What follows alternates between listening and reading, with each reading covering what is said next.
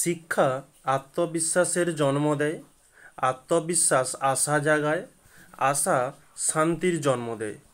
Welcome dear student.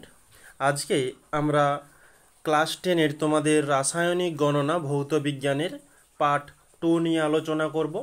Part 1টা আমরা complete করেছি, আশা করছি তোমরা বুঝতে পেরেছো। এখন আমরা পার্ট 2 শুরু করব। পার্ট 1টি যেখানে কমপ্লিট করেছিলাম তারপর থেকেই শুরু করতে যাচ্ছি। ওকে, তো পার্ট 1-এ আমরা রাসায়নিক বিক্রিয়ার ভর সমীকরণ যেটা ছিল সেটা আমরা কমপ্লিট করেছিলাম। তার একটা টপিক থেকে গিয়েছিল যে রাসায়নিক বিক্রিয়ার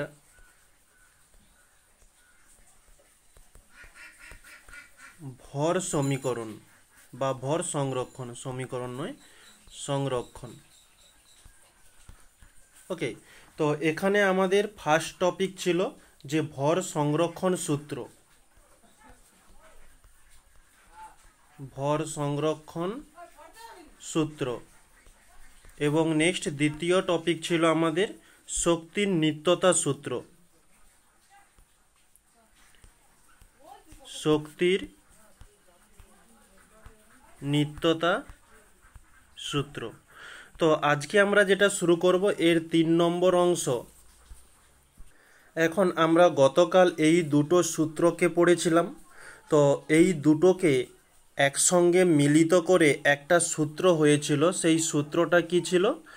যে ভর ও শক্তির সম্মিলিত নিত্যতা সূত্র। এখন ঊনবিংশ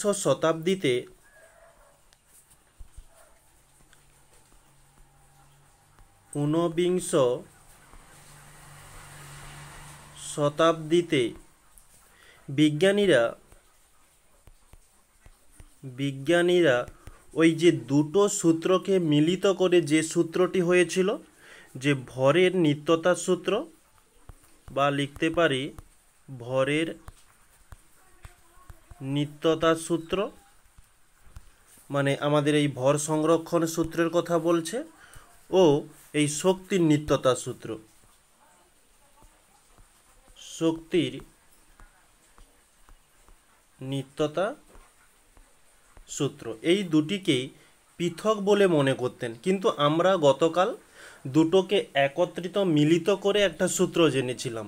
কিন্তু ঊনবিংশ শতাব্দীতে যেসব বিজ্ঞানীরা ছিল তারা এই দুটো সূত্রকে আলাদা বলে মনে করত। তাহলে সূত্রকে পৃথক বলে মনে করতেন। কিন্তু খুব ভালোভাবে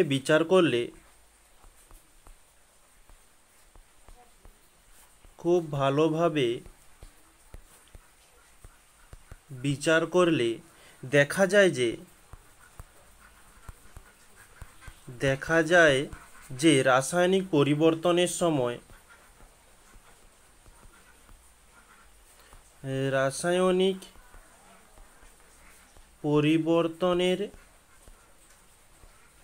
সময় কিছুটা ভর শক্তিতে রূপান্তরিত হয়ে যায়,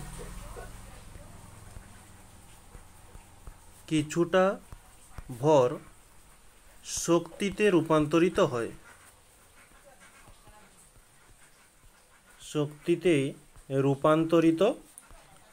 হয়,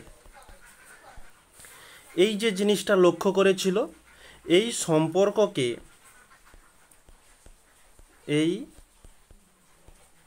সম্পর্ককে বিজ্ঞানী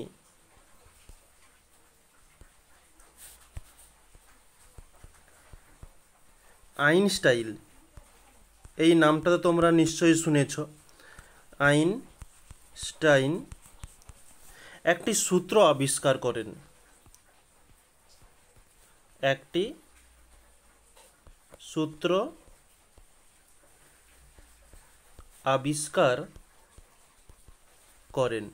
এই সূত্রটি কি? এই সূত্রটি হচ্ছে যে E = mc²।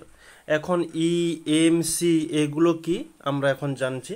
তাহলে আসল কথাটি কি হলো, আমরা গতকাল যে সূত্রটা জেনেছিলাম, এই যে ভর সংরক্ষণ সূত্র এবং শক্তির সংরক্ষণ সূত্র, এই দুটো একত্রিত বলে আমরা জেনেছিলাম। কিন্তু ঊনবিংশ শতাব্দীতে বিজ্ঞানীরা লক্ষ্য করে দেখেন যে এই দুটো সূত্র আলাদা, মানে তাদের যে ধারণাটা ছিল। কিন্তু রাসায়নিক সমীকরণে লক্ষ্য করে দেখলো যে না, দুটো সমীকরণ মানে দুটো সূত্র আলাদা নয়, একই। এই নিয়ে সেই বিজ্ঞানী একটি সূত্র আবিষ্কার করেন। সূত্রটি হচ্ছে যে কি, ই সমান এম সি স্কোয়ার। এখন এখানে ই বলতে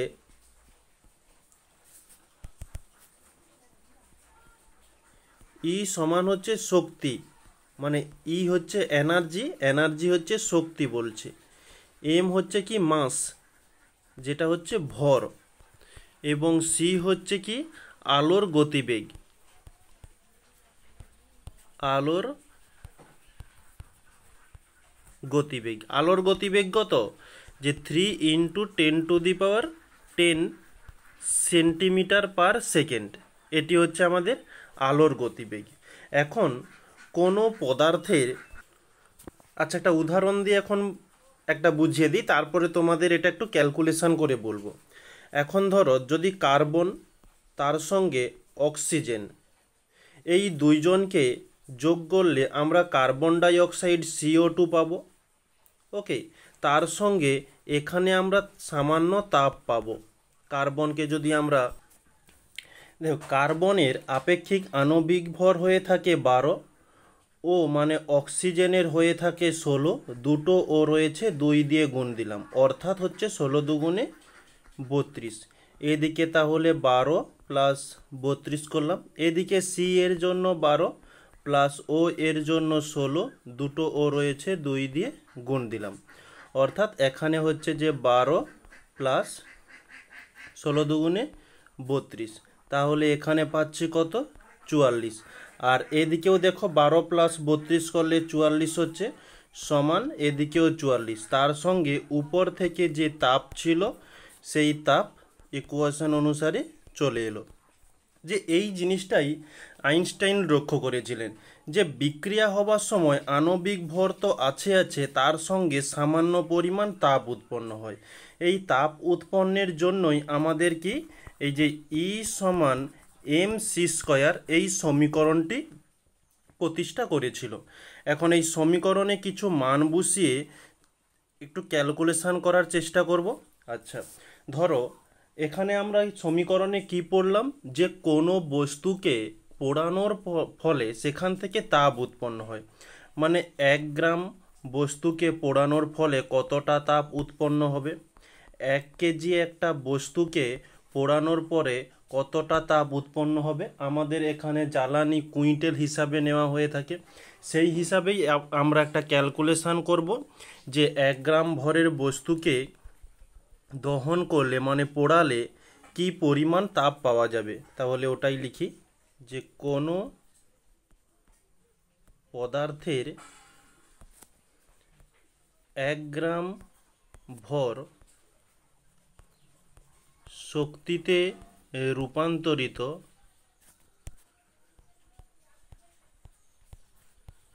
রূপান্তরিত হলে উৎপন্ন তাপশক্তি ই সমান এম সি স্কোয়ার। এখন আমরা ই এর মানটি নির্ণয় করব। এখানে এম সমান কত, এই যে 1 গ্রাম, তাহলে 1 হয়ে গেল, এবং সি এর মান কত, সেই প্রথমেই বলে দিয়েছি যে 3 × 10⁻10, এটা হচ্ছে সি এর মান। তাহলে মানগুলো পুট করব, এম এর কাছে 1, সি এর মান 3 × 10⁻10, তো সি এর স্কয়ার আছে তাই পুরোটার স্কয়ার, এর একক হয়ে যাবে যে আর্গ। ওকে, এটা এবার আমরা ক্যালকুলেশন করব। তো 3 স্কয়ার করলে 3 × 9 ইন্টু 10 স্কয়ারে 10 আছে, মানে 10⁻10 আছে, এর স্কয়ার করলে হয়ে যাবে 10⁻20। ওকে, আচ্ছা, এটা হচ্ছে কি, এর একক হবে আর্গ। তাহলে এটা ক্যালকুলেশন করলে আমরা পেয়ে যাব যে 9 ইন্টু 10⁻13 জুল। আচ্ছা, জুল। ওকে, কারণ কি, যে 1 জুল সমান 10⁻7 আর্গ। তাই 10⁻20 থেকে 10⁻7 বাদ দিয়ে দিয়েছি, এত জুল হয়ে গেল। তো এখানে যদি আর্গ এককে জিজ্ঞাসা করে আমাদের এই অ্যান্সারটি হয়ে যাবে। যে বলা হলো যে 1 গ্রাম ভরের কোনো বস্তুকে পোড়ানোর ফলে কত আর্গ শক্তি পাওয়া যায়, তাহলে 9 ইন্টু 10⁻20। যদি আবারও বলা হয় 1 গ্রাম ভরের বস্তুকে পোড়ানোর ফলে কত জুল শক্তি পাওয়া যায়, যে 9 ইন্টু 10⁻13। ওকে, এখন দেখো, তোমাদের আগে যে সমীকরণটা বা সমীকরণটার মাধ্যমে বুঝালাম, এখানে দেখো কার্বন এবং অক্সিজেন দুটোকে যোগ করে আমরা যে ভরটা পাচ্ছি 44। এখানে কার্বন ডাই অক্সাইড 44 পেয়ে গেলাম। তাহলে তাপ কি করে পাচ্ছি? তাহলে 44কে পুড়িয়ে আমরা তাপ পাচ্ছি যখন, এখানে 44-এর কিছুটা কম হওয়া দরকার। এবারে কম হলো না কেন? কারণ আমরা 44 গ্রাম ভরের কার্বন এবং অক্সিজেনকে পুড়িয়ে যে তাপটি পেয়েছি, সে সামান্য তাপ, খুবই সামান্য। আর ওই সামান্য তাপ উৎপন্নের জন্য সামান্য ভর খরচ হয়েছে। আর যে ভরটা খরচ হয়েছে সেটা আমরা পরিমাপ করতে পারবো না, খুব সামান্য। কীরকম সামান্য সেটা তোমাদের একটা ক্যালকুলেশনের মাধ্যমে দেখিয়ে দিই। আচ্ছা, এখানে তোমরা বুঝতে পারছো যে 9 ইন্টু 10⁻13 জুল শক্তির জন্য কতটা ভর পৌঁছাতে হবে? 1 গ্রাম। তো এখান থেকেই আমি তোমাদের একটু ক্যালকুলেশন করে দেখাচ্ছি। তাহলে লেখা যেতে পারে যে 9 ইন্টু 10⁻13 এর অর্থ কি, যে 9-এর পিঠে 13টা শূন্য। 1 2 3 4 5 6 7 8 9 10 এত জুল তাপ শক্তির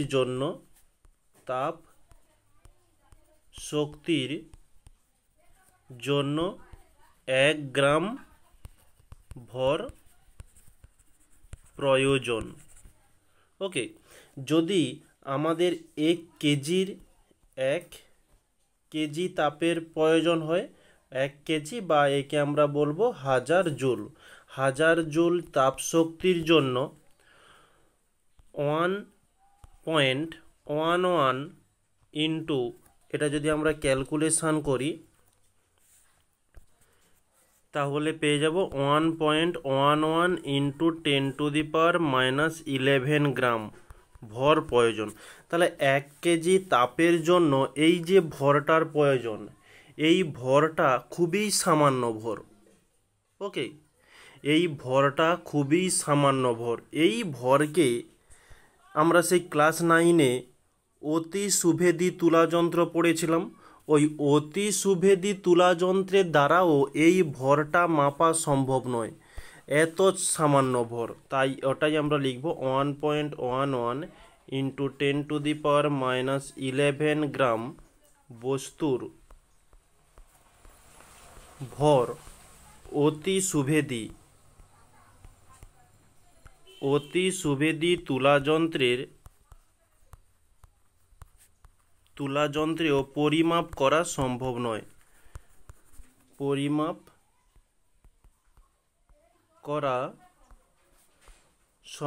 নয়। তাই এই রাসায়নিক গণনার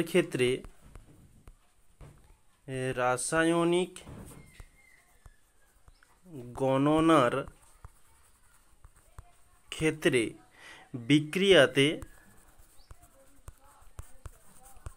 বিক্রিয়াতে উৎপন্ন বা শোষিত তাপ, যে তাপটি উৎপন্ন হচ্ছে সেই তাপ, বা এই হচ্ছে শোষিত তাপ বা আলো ইত্যাদি শক্তিকে উপেক্ষা করা হয়। শক্তিকে উপেক্ষা করা হয়। তো আমরা যে সমীকরণটির দ্বারা বুঝিয়েছিলাম সেখানে হচ্ছে তাপের মাধ্যমে বুঝিয়েছি। এখানে তাপের পরিবর্তে আলোও সৃষ্টি হতে পারে। তো যে আলোটা সৃষ্টি হচ্ছে ওই আলোটা যেখান থেকে সৃষ্টি হচ্ছে সামান্য ভর থেকে সৃষ্টি হচ্ছে। তো এই সামান্য ভরটির জন্য আমরা এই রাসায়নিক সমীকরণে কোনো পার্থক্য বুঝতে পারি না। ওকে, তো এখান থেকে এই ছোট্ট এই কথাটি বোঝা যায়। তো এই হচ্ছে আমাদের রাসায়নিক বিক্রিয়ার যে ভর সংরক্ষণ আগামীকাল শুরু করেছিলাম তার মধ্যে এই 3টে টপিক ছিল, যেটা 2টো গতকাল কমপ্লিট করেছি আর একটি আজকে আমরা কমপ্লিট করলাম। এবারে এখান থেকে একটি ব্যাখ্যামূলক কোশ্চেন তোমাদের দেওয়া যেতে পারে। কোশ্চেনটি হচ্ছে,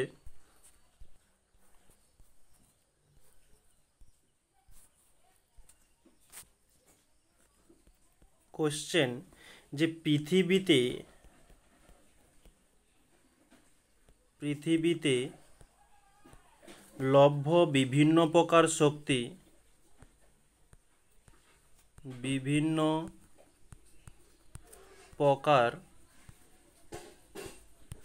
শক্তির মূল উৎসটি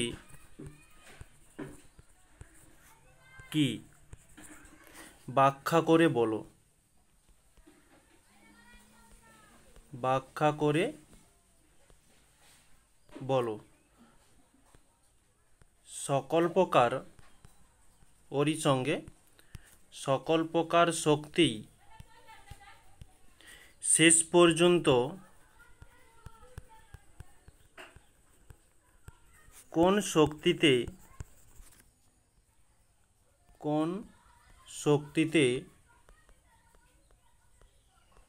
রূপান্তরিত হয়ে যায়? আমরা গতকাল পড়েছিলাম যে শক্তি অবিনশ্বর, এটা সৃষ্টি বা ধ্বংস হয় না। তাহলে এই শক্তিটার মূল উৎস কি, বা ওই শক্তিটা পরিবর্তন হতে হতে কোন শক্তিতে শেষ পর্যন্ত গিয়ে পৌঁছায়?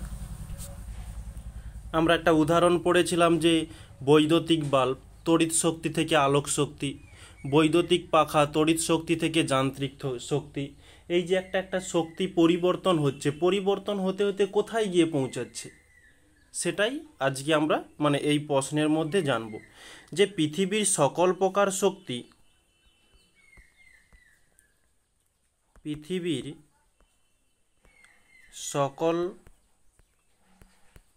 প্রকার শক্তির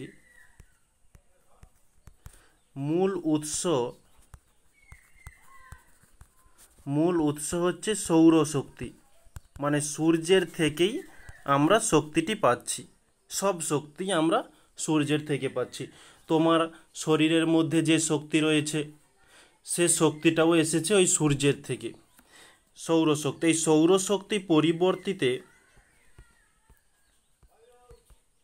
সৌরশক্তি পরবর্তীতে বিভিন্ন প্রকার শক্তিতে পরিণত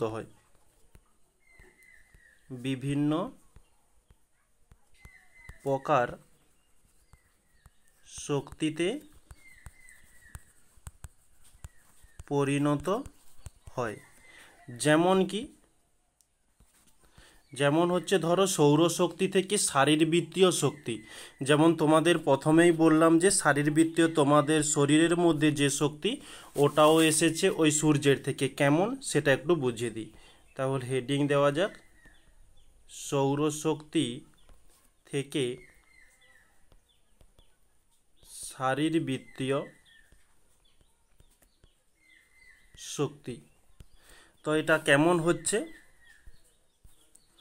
যে পরিবেশে উপস্থিত, এখন ব্যাপারটাকে বুঝিয়ে দিই। ধরো আমাদের প্রধান খাবার হচ্ছে সবুজ শাকসবজি। তো এই সবুজ গাছপালাগুলো কিভাবে খাদ্য সংরক্ষণ করে? এটা তোমরা জানোই যে সূর্যের আলোকে কাজে লাগিয়ে তারা সালোক সংশ্লেষের মাধ্যমে ওই সূর্যের আলোটিকে তারা তাদের শরীরের মধ্যে সঞ্চয় করে। মানে শুধু সৌর মানে সূর্যের আলো নয়, সূর্যের আলোকে সালোক সংশ্লেষের মাধ্যমে ওটা আরেকটা শক্তিতে পরিণত করা হয়ে থাকে।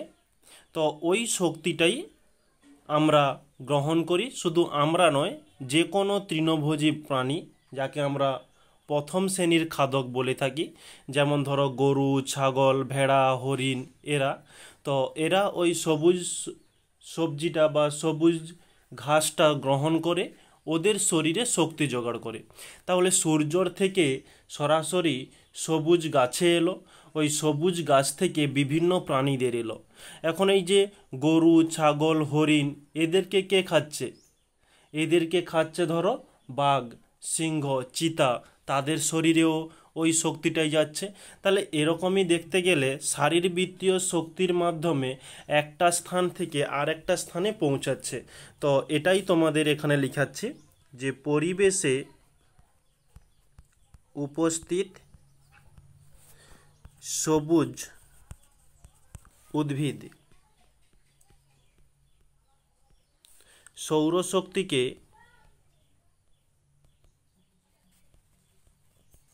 সৌরশক্তিকে কাজে লাগিয়ে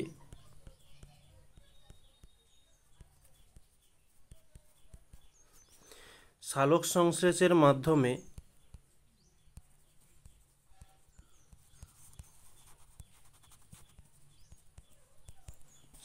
সংশ্লেষের মাধ্যমে রাসায়নিক শক্তিতে রূপান্তরিত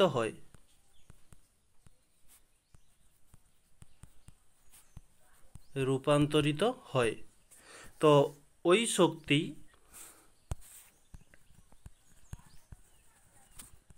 শক্তি পুনরায় প্রথম শ্রেণীর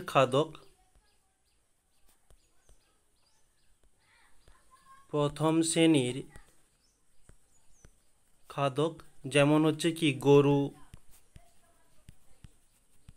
ছাগল, হরিণ, এরা গ্রহণ করে। এই হচ্ছে সৌরশক্তি থেকে শারীরবৃত্তীয় শক্তি। এটা হয়ে গেল। এখন তোমাদের উদাহরণে যেমন গতকাল জানিয়েছিলাম যে বৈদ্যুতিক বাল্ব তড়িৎ শক্তি বা বিদ্যুৎ শক্তি থেকে আলোক শক্তিতে রূপান্তরিত করে। ওই যে তড়িৎরা কোথা থেকে আসছে? ওই তড়িৎরা আসছে কয়লাকে পুড়িয়ে, জীবাশ্ম জ্বালানি থেকে, বা বায়ু শক্তি, জোয়ার ভাটা শক্তি। এগুলোর মূল প্রভাব কি? তোমরা এই ক্লাস 10-এই তোমরা সেই ভূগোলে এটা পড়েছ, হয়তো এখনও পড়োনি, পরবর্তীতে পড়বে। জোয়ার ভাটা বলে একটা চ্যাপ্টার রয়েছে তোমাদের, সেখানে তোমরা পড়বে যে এই সব শক্তির মূল পেছনে কারণটি হচ্ছে যে সৌরশক্তি। এখন এই যে জীবাশ্ম জ্বালানি থেকে যে শক্তিটা আসে, ওই জীবাশ্ম জ্বালানির মধ্যেও সৌরশক্তিটি সঞ্চয় আছে। এক মিনিট।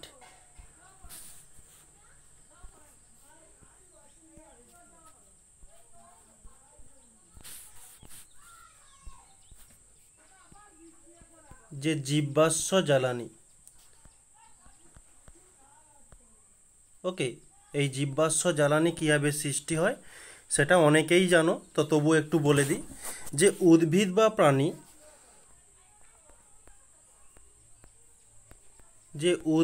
বা প্রাণী বিভিন্ন প্রাকৃতিক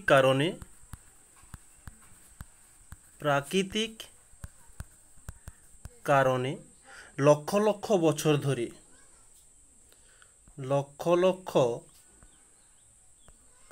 বছর ধরে মাটির তলায় চাপা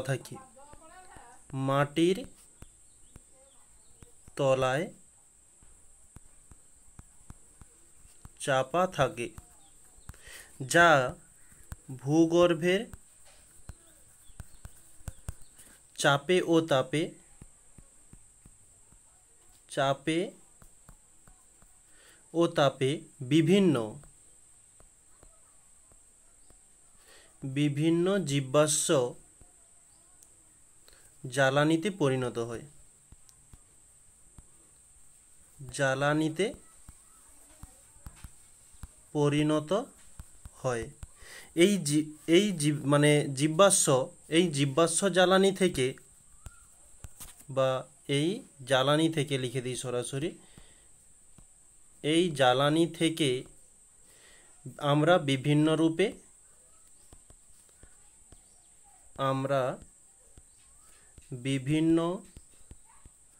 রূপে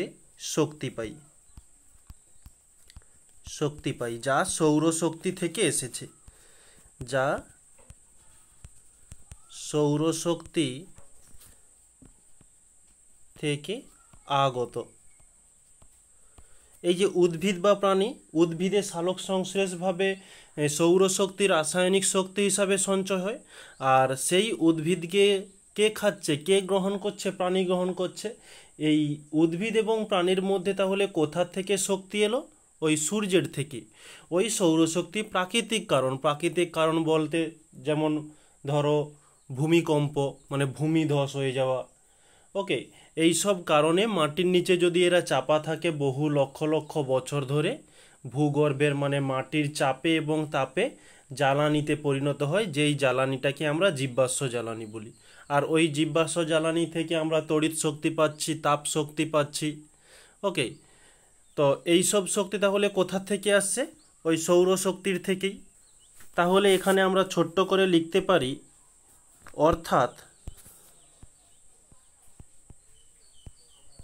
অর্থাৎ সকল প্রকার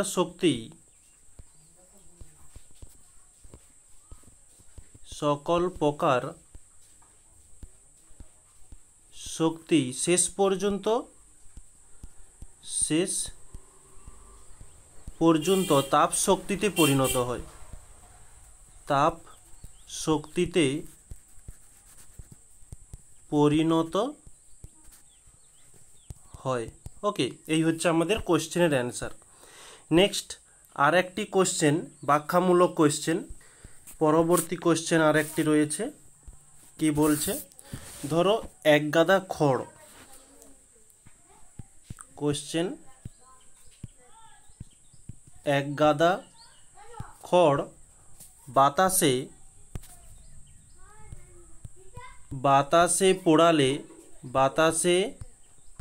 পোড়ালে সামান্য ছাইমাত্র অবশিষ্ট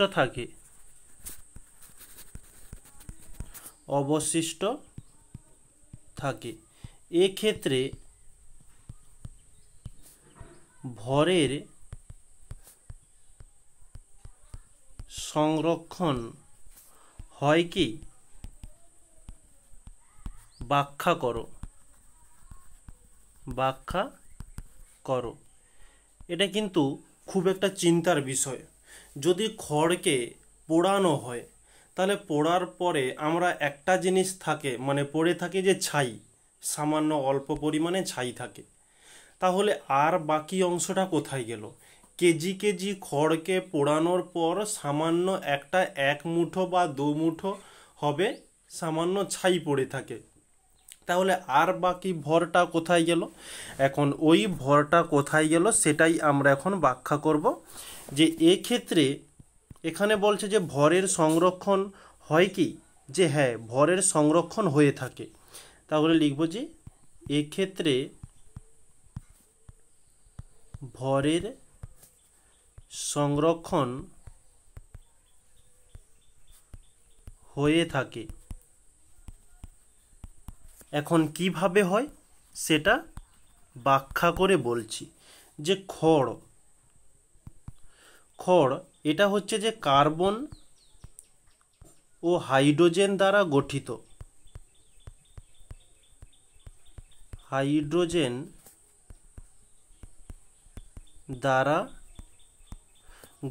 একটা যৌগ।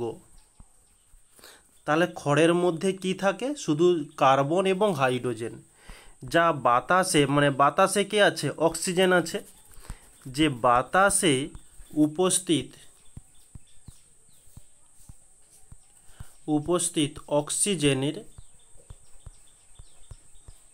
অক্সিজেনের সাথে যুক্ত হয়ে কার্বন ডাই অক্সাইড উৎপন্ন হয়। কার্বন ডাই অক্সাইড শুধু কার্বন ডাই অক্সাইড উৎপন্ন হয় নয়, কার্বন ডাই অক্সাইড তার সঙ্গে এই জলীয় বাষ্প ও ছাই উৎপন্ন হয়ে থাকে। ছাই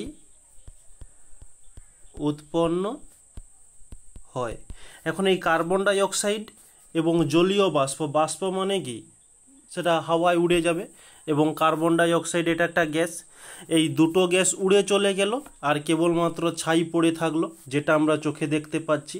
এই কারণে বলছি খড়কে পোড়ানোর পরে শুধু ছাইটা দেখতে পাচ্ছি আর কিচ্ছু নেই। ওকে, তাহলে এখানে এটাই লিখব যে কার্বন ডাই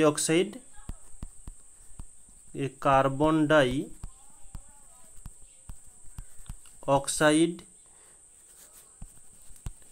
ও জলীয় বাষ্প খুব ছোট ও হালকা কণা, খুব ছোট ও হালকা হওয়ার জন্য, এটাই করি হালকা কণা হওয়ার জন্য বাতাসে উড়ে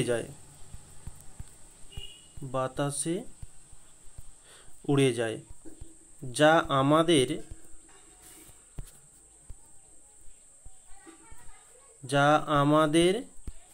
দেখা যায় না। এটা একটা অল্প একটা ছোট্ট বিক্রিয়ার মাধ্যমে দেখিয়ে দিই যে দহনের পূর্বের মোট ভর মানে ওই খড়কে পোড়ানোর আগে যেই ভর সেই ভর সমান দহনের পরে মোট ভর। এখন দহনের পূর্বের ভর কি ছিল যে খড়ের ওজন আছে এবং এর সঙ্গে বাতাসের সঙ্গে পোড়ানো হচ্ছে, বাতাসে অক্সিজেন O2 আছে, এই অক্সিজেন এর ওজন সমান দহনের পর কি উৎপন্ন হচ্ছে কার্বন ডাই অক্সাইড CO2 উৎপন্ন হচ্ছে, তার সঙ্গে জলীয় বাষ্প উৎপন্ন হচ্ছে যার সংকেত হয়ে থাকে H2O, এবং তার সঙ্গে ছাই উৎপন্ন হচ্ছে যে ছাইয়ের ওজন, এদের ওজন হচ্ছে সমান। এখন এই যে প্রশ্নটা করলাম ঠিক এই প্রশ্নের মতো আরও একটা বিকল্প প্রশ্ন রয়েছে। প্রশ্নটি হচ্ছে যে বিকল্প প্রশ্ন যে মোমবাতি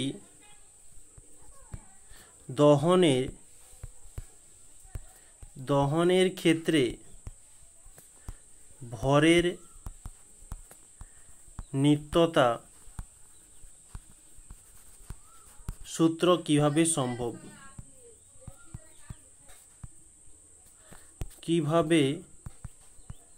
সম্ভব বা রক্ষিত হয়। ওকে, এই হচ্ছে একটি প্রশ্ন হয়ে গেল। এখন আমরা মোটামুটি গতকাল থেকে যে থিওরিটা কমপ্লিট করেছিলাম সেখান থেকে কিছু ব্যাখ্যামূলক কোশ্চেন কমপ্লিট করলাম। এখন আমরা যেটি শুরু করব মানে 3.1 আমাদের কমপ্লিট হয়ে গেল। এরপরে নেক্সট যেটা শুরু করব যে 3.2তে কি আছে আমরা বাষ্প ঘনত্ব, আণবিক ভর বা প্রমাণ ঘনত্ব এগুলো নিয়ে আমরা আলোচনা করব। যে বাষ্প ঘনত্ব ও আণবিক ভর, বাষ্প ঘনত্ব, আণবিক ভর ও প্রমাণ ঘনত্ব, এইগুলো নিয়ে আমরা আলোচনা করব। তাহলে আমাদের প্রথম পয়েন্ট দেওয়া যাক যে বাষ্প ঘনত্ব। বাষ্প ঘনত্ব, ভেপার ডেন্সিটি,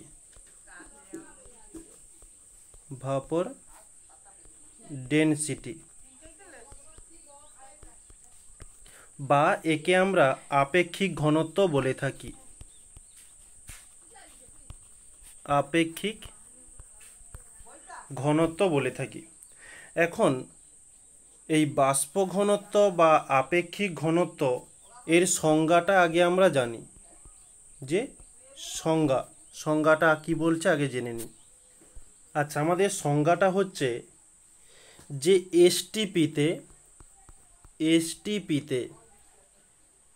যে কোনো গ্যাস, সে অক্সিজেন হতে পারে, কার্বন ডাই অক্সাইড হতে পারে, আচ্ছা এখানে নাম লেখার পরিবর্তে লিখে দিই যে কোনো গ্যাস, যে কোনো গ্যাস, ঠিক এই গ্যাসটির আয়তন যত, ঠিক সেই আয়তনের মানে সম আয়তনের H2 গ্যাস, ওকে, H2 গ্যাসের এই যে H2 গ্যাস এর ভর যত তত গুণ এই H2 গ্যাসের ভর, আর এদিকে যে কোনো গ্যাসের যে ভর, এই ভরের থেকে এই ভর যত গুণ বেশি, ওই গুণটাকেই বলা হয় যে বাষ্প ঘনত্ব। তাহলে আরেকবার বলছি যে এসটিপিতে যে কোনো গ্যাস, ওই গ্যাসের ঠিক সম আয়তনের H2 গ্যাস, ওই H2 গ্যাসের ভর যত গুণ বেশি, কার থেকে বেশি, এই যে কোনো গ্যাসের যে ভর রয়েছে এই গ্যাসের থেকে যত গুণ বেশি, সেই সংখ্যাটাকে আমরা বলবো বাষ্প ঘনত্ব। তো এই কথাটি একটু ভাষার মাধ্যমে লেখা যাক।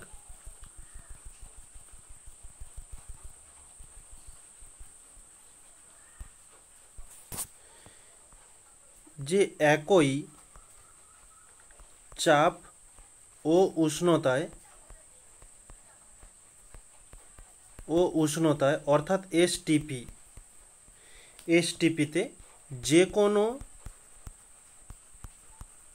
গ্যাসের ভর সম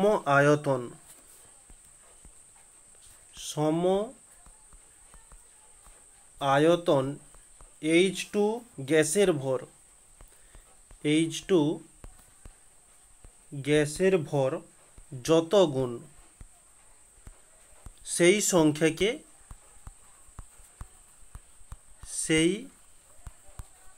সংখ্যাকে ওই গ্যাসের বাষ্প ঘনত্ব বলে। বাষ্প ঘনত্ব বলে।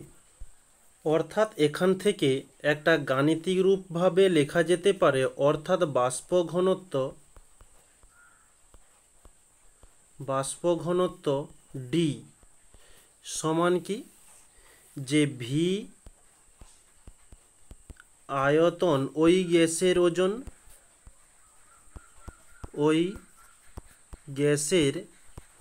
ওজন এবং ভি আয়তন হাইড্রোজেন মানে H2 গ্যাসের ওজন। এটা কিসের? এটা হচ্ছে এসটিপিতে। এই হচ্ছে একটা সূত্র হিসাবে বলতে পারো। তো এই বাষ্প ঘনত্ব থেকে আর একটা ছোট্ট কথা লিখে দিই, যে বাষ্প ঘনত্ব দুটি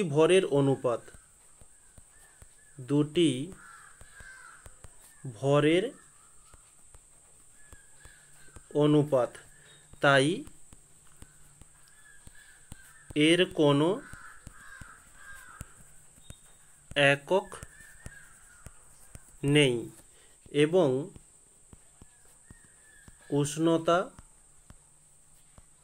ও চাপের পরিবর্তনে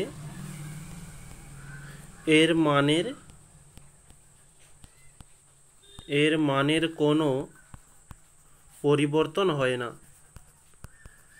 কোনো পরিবর্তন হয় না। ওকে, এই হচ্ছে আমাদের বাষ্প ঘনত্ব। এরপরে নেক্সট শুরু করব যে আণবিক ভর।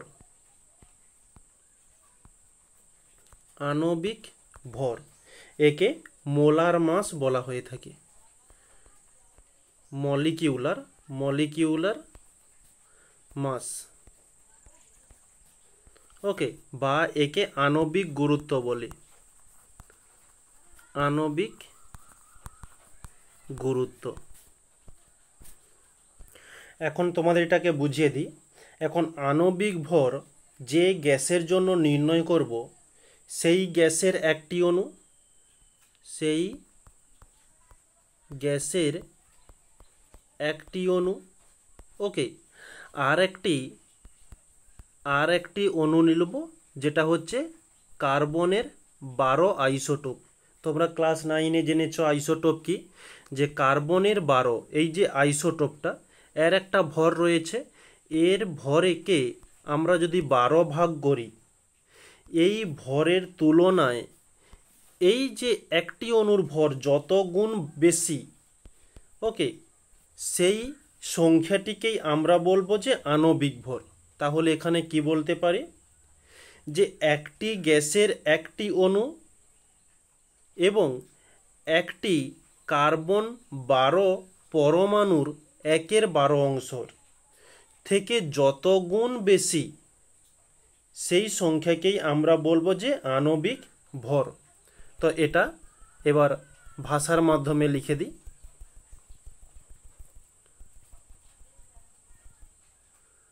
ওকে, তাহলে সংজ্ঞা হিসাবে হেডিং দেওয়া যাক যে সংজ্ঞাতে তাহলে কি বলছে, যে কোনো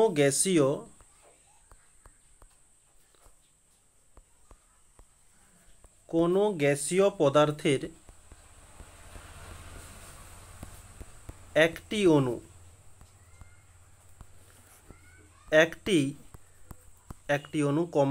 একটি কার্বন 12 পরমাণুর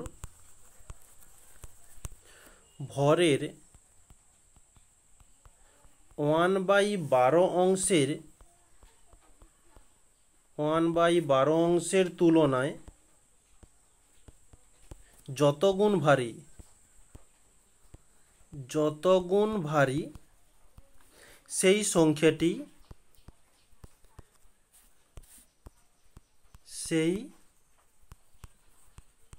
সংখ্যাটি হলো ওই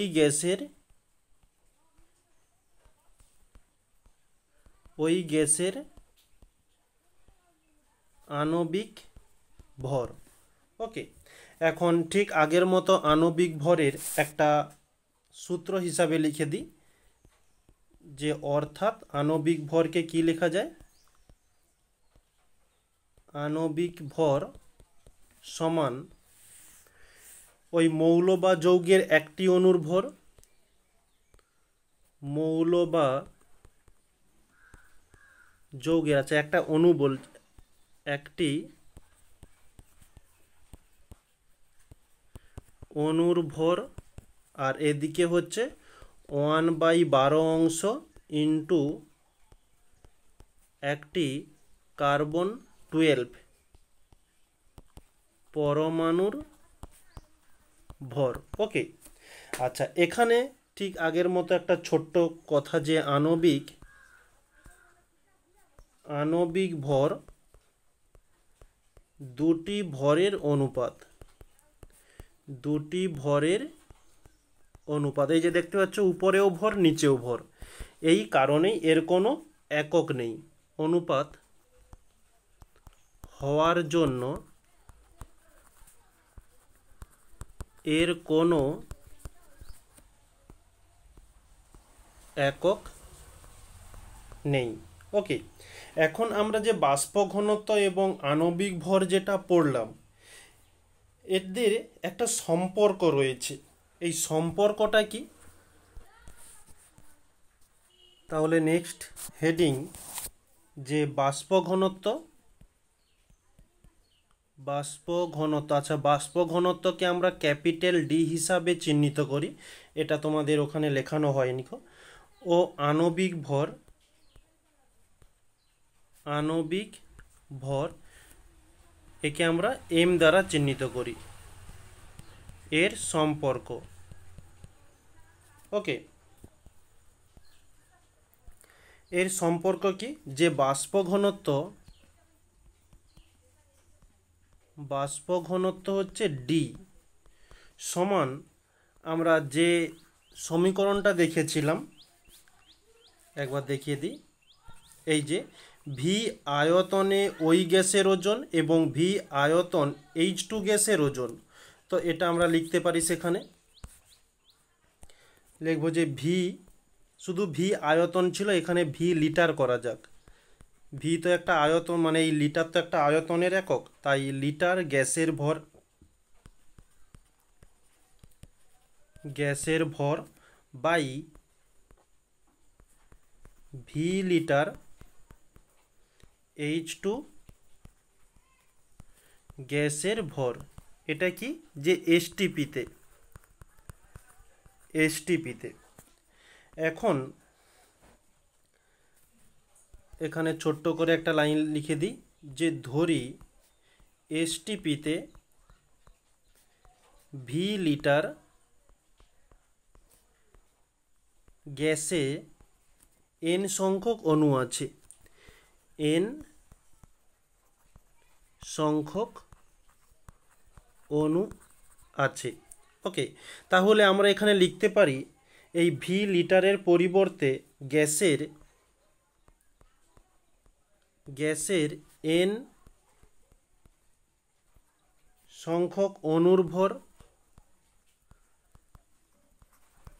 ভর বাই এন সংখ্যক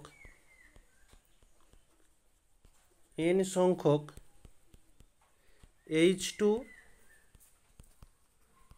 অণুর ভর। ওকে, নেক্সট পরবর্তী স্টেপে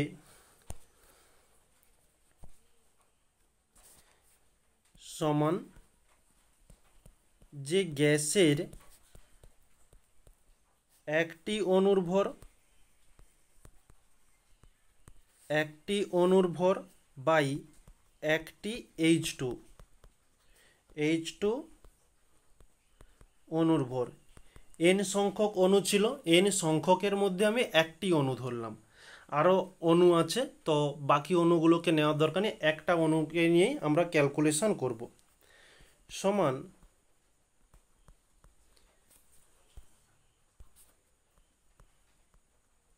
যে গ্যাসের একটি অণুর ভর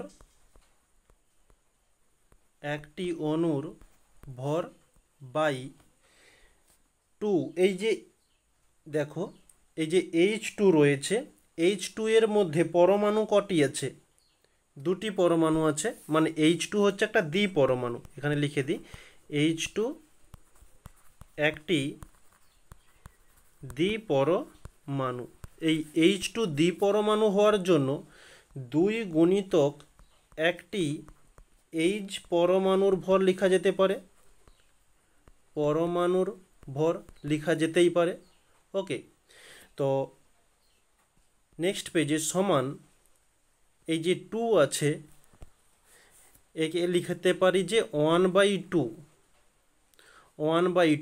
আর এই যে স্ট্রাকচারটা থাকলো, দেখো গ্যাসের একটি অণুর ভর বাই একটি H পরমাণুর ভর, এই যে জিনিসটা মনে রাখো, এই জিনিসটা আমরা কোথায় জেনেছিলাম, এই যে আণবিক ভরে এখানে পড়েছিলাম। ওকে, এই সূত্রটার সঙ্গে সামান্য একটু পার্থক্য আছে। পার্থক্যটা কি, এখানে কার্বন দেওয়া আছে আর সেখানে দেখো হাইড্রোজেন H দেওয়া আছে। এখন তোমরা ক্লাস 9-এ জেনে এসেছো যে আণবিক ভর বিভিন্ন স্কেল অনুসারে হয়ে থাকে, কার্বন স্কেল হয়, হাইড্রোজেন স্কেল হয়। তো আমরা আগে যে আণবিক ভরের সংজ্ঞাটা পড়েছি সেটা হচ্ছে কার্বন স্কেল অনুসারে, এখন এখানে আমরা যেটা পড়ব হাইড্রোজেন স্কেল অনুসারে। আমরা এখানে ছোট্ট করে একটু লিখে দিতে পারি যে হাইড্রোজেন স্কেলে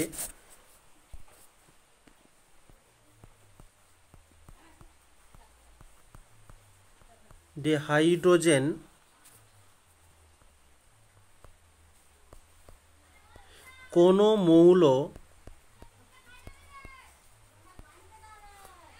মৌল বা যৌগের একটি অণু একটি হাইড্রোজেন পরমাণু অপেক্ষা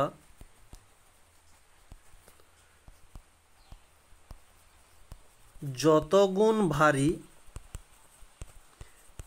সেই তুলনামূলক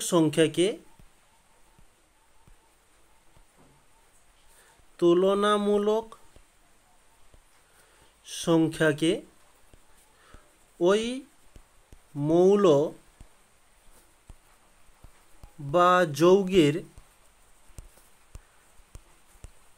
আণবিক গুরুত্ব বা আণবিক ভর বলে এই যে সাপেক্ষটা, এই সাপেক্ষ অনুসারে আমরা লিখতে পারি যে কি এই গ্যাসের H2 মানে গ্যাসের একটি অণুর ভর বাই একটি H পরমাণুর ভর অর্থাৎ আণবিক ভর। আচ্ছা, নেক্সট স্টেপে করি, তাহলে সমান 1/2 ইন্টু গ্যাসের আণবিক ভর, একে আমরা কি এম দ্বারা প্রকাশ করি। তাহলে এটা হচ্ছে কিসের বাষ্প ঘনত্ব, ডি সমান ক্যালকুলেশন করছিলাম, তাহলে লিখতে পারি যে ডি সমান 1/2 ইন্টু এম, বা লেখা যেতে পারে এম সমান 2D। এটি হচ্ছে আমাদের বাষ্প ঘনত্ব এবং আণবিক ভরের মধ্যে সম্পর্ক। ওকে, তো এই সম্পর্কটা তোমরা খুব ভালোভাবে মনে রাখবে। এখান থেকে তোমাদের পরীক্ষাতে ম্যাথ থাকে, যেগুলো তোমাদের পরবর্তী ক্লাসে আলোচনা করব। তো এখন পরবর্তী নেক্সট টপিক যেটা শুরু করব, যে বাষ্প মানে প্রমাণ ঘনত্ব। তাহলে পরবর্তী হেডিং দেওয়া যাক,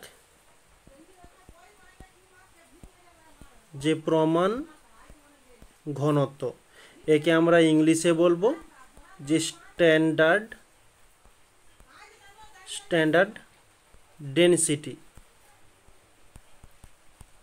ডেনসিটি। তো এখানে আমরা প্রথমত কি জানবো, যে সংজ্ঞা।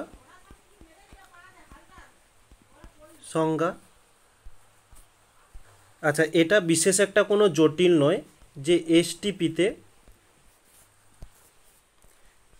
1 লিটার গ্যাসের গ্রামে প্রকাশিত ভরকে প্রমাণ ঘনত্ব বলে।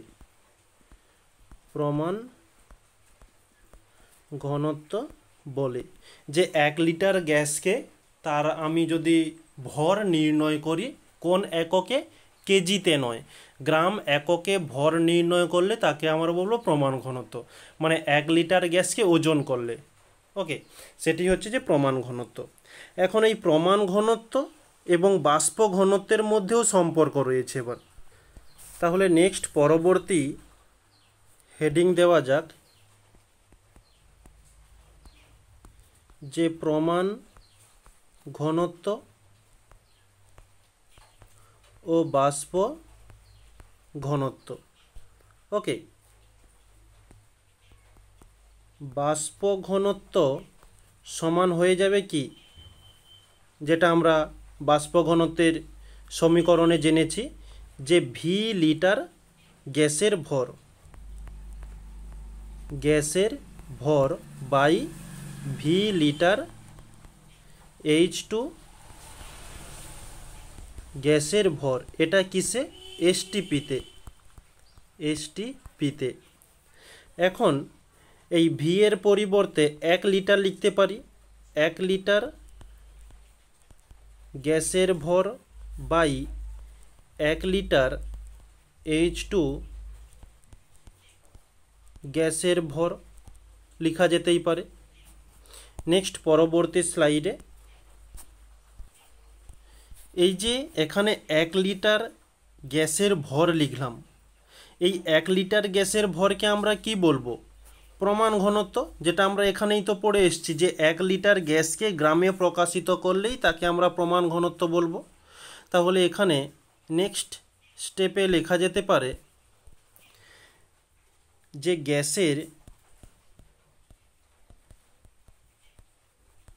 প্রমাণ ঘনত্ব বাই H2 গ্যাসের প্রমাণ ঘনত্ব। ওকে, এখন এই গ্যাসের প্রমাণ ঘনত্ব, গ্যাসের প্রমাণ ঘনত্ব বাই এই যে H2 গ্যাসের প্রমাণ ঘনত্ব, H2 গ্যাসের প্রমাণ ঘনত্ব হয়ে থাকে যে H2 গ্যাসের প্রমাণ ঘনত্ব এর মান হচ্ছে 0.089 গ্রাম পার লিটার। তো এই মানটিকেই এখানে বসিয়ে দেব, 0.089 গ্রাম লিটার ইনভার্স বা পার লিটারও করতে পারো। তাহলে এটা কিসের মানটা নির্ণয় করছিলাম? যে প্রমাণ ঘনত্ব এর মান নির্ণয়, আচ্ছা প্রমাণ ঘনত্ব সরি বলছি, বাষ্প ঘনত্ব, যে বাষ্প ঘনত্ব করছিলাম। তাহলে এখানে আমি লিখতে পারি যে প্রমাণ ঘনত্ব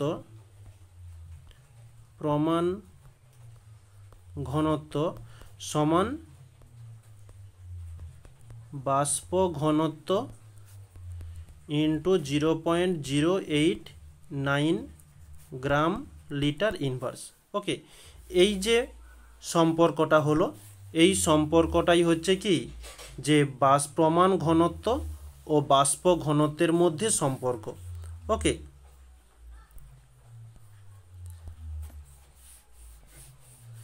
আচ্ছা এই সব সম্পর্কগুলো তোমরা মনে রাখবে।